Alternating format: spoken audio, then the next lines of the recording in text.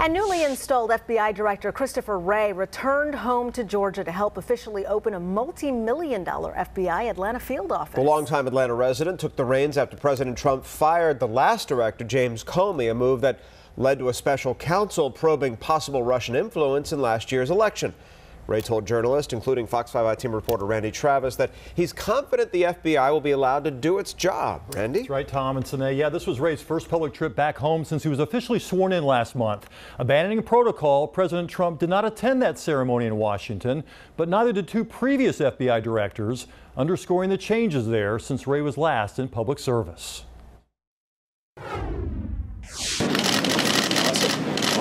With new FBI Director Christopher Wray holding the golden scissors, law enforcement leaders across the state officially welcomed a state-of-the-art $101 million Atlanta field office near Mercer University.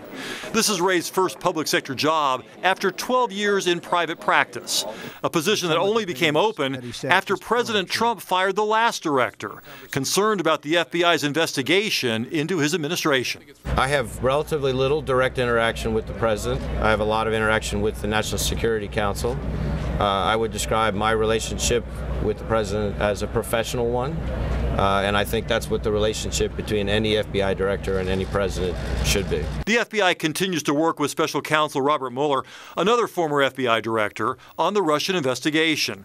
Wray says there's been no sign of interference from the administration. But I am completely confident, as we stand here right now, that we are being allowed to do our job independently, and I'm going to insist on nothing less. Last month, a House committee subpoenaed Wray to turn over FBI files on the Steele dossier, a controversial outside report that raised questions about Russian influence over then-candidate Trump. The president has denied any connection.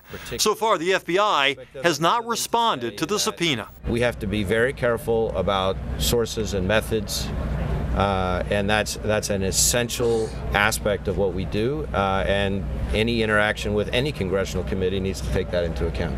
Because he says since he left the Department of Justice 12 years ago, the FBI has become more than a law enforcement agency.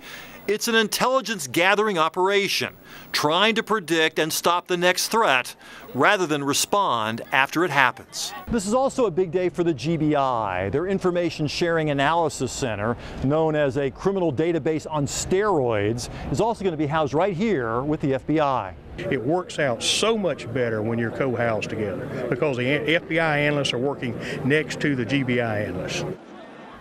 The new 151,000 square foot facility will consolidate all FBI Atlanta offices under one roof.